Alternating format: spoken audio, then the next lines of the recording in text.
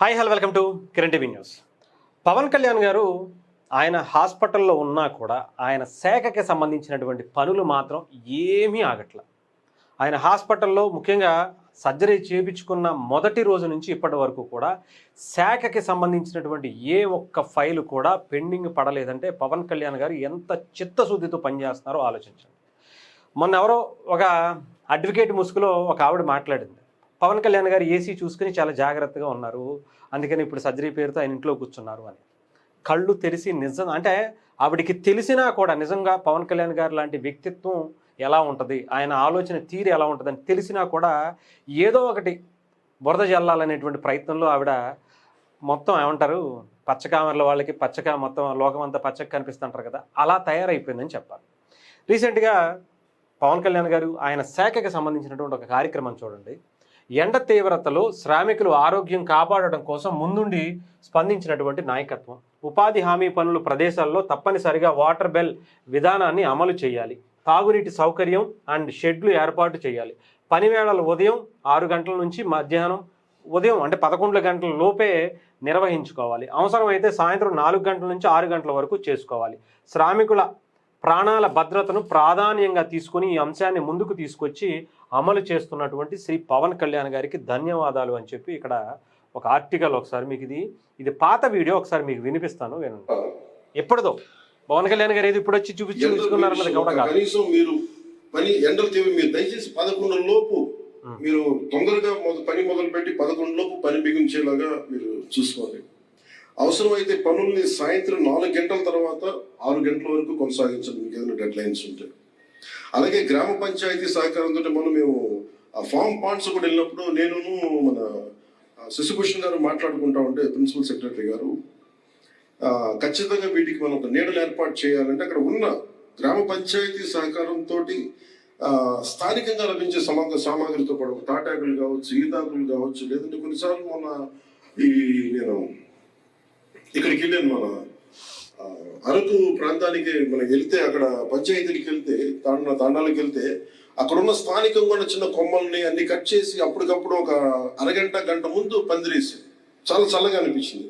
అలాగే స్థానికంగా ఉండే చిన్న చెట్ల దగ్గర నుంచి పొదలు వీటి ఏమన్నా ఇది పవన్ కళ్యాణ్ గారు ఎప్పుడో గత సంవత్సరం అనుకుంటా వెళ్ళినప్పుడు చేసినటువంటి ఆ స్పీచ్ గురించి మనకు తెలిసింది. పవన్ కళ్యాణ్ గారు ఎంత మంచి మనిషి అనేది మనం ప్రత్యేకించి ఆయనకు ఒక సర్టిఫికేషన్ ఇవ్వాల్సిన అవసరం లేదు. అది సినిమాల్లోకి ఎంటర్ అవ్వకముందు నుంచి ఆయన వ్యక్తిత్వం గురించి, ఆయన మంచితనం గురించి, స్పందించేటువంటి హృదయం గురించి మనం ప్రత్యేకించి చెప్పాల్సిన అవసరం లేదు. ముఖ్యంగా డిప్యూటీ సీఎం అయిన తర్వాత, పంచాయతీరాజ్ శాఖ మంత్రి అయిన తర్వాత ఆయన చేసేటువంటి గొప్ప కార్యక్రమాలు అన్నీ ఇన్ని కాదు.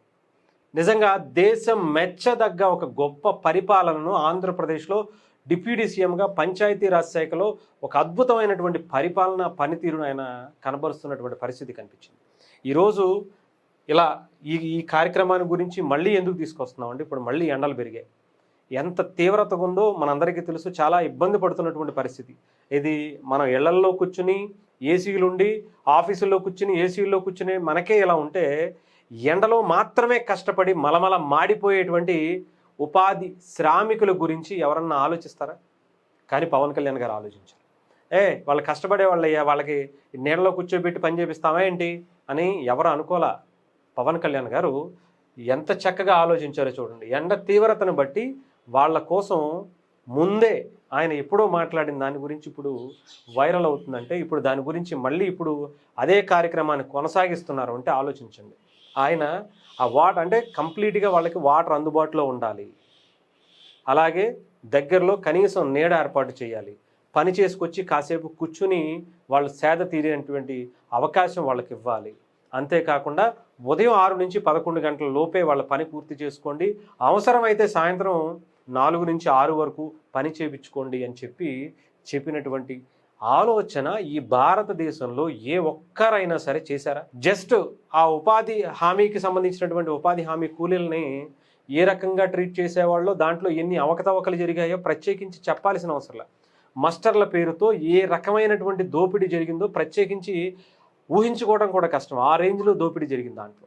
కానీ పవన్ కళ్యాణ్ గారు వచ్చిన తర్వాత ఒక మంచి పరిపాలన అందించడమే కాదు, వలస వెళ్ళేటువంటి చాలామందిని తీసుకొచ్చి మన ఊర్లోనే మనకి పని దొరుకుతుంది, గవర్నమెంట్ మనకు ఆ పని దినాలు ఎక్కువ కల్పిస్తుంది. పవన్ కళ్యాణ్ గారు గత ప్రభుత్వాలు ఏ ప్రభుత్వం అయినా లెక్కేసుకోండి మీరు. భారతదేశంలో ఏ ప్రభుత్వం అయినా సరే, ముఖ్యంగా ఆంధ్రప్రదేశ్లో ఉన్నటువంటి గత ఏ ప్రభుత్వం అయినా సరే, పవన్ కళ్యాణ్ గారు తీసుకొచ్చినటువంటి పని దినాలు 5 ఏళ్లలో ఎప్పుడైనా చేసిందా? సంవత్సరం కూడా కాదు, 2 సంవత్సరాల గురించి కూడా చెప్పట్లే నేను. 5 ఏళ్లలో ఎప్పుడైనా సరే తీసుకొచ్చిందా? అలాంటి కార్యక్రమాలు పవన్ కళ్యాణ్ గారు చేస్తారు.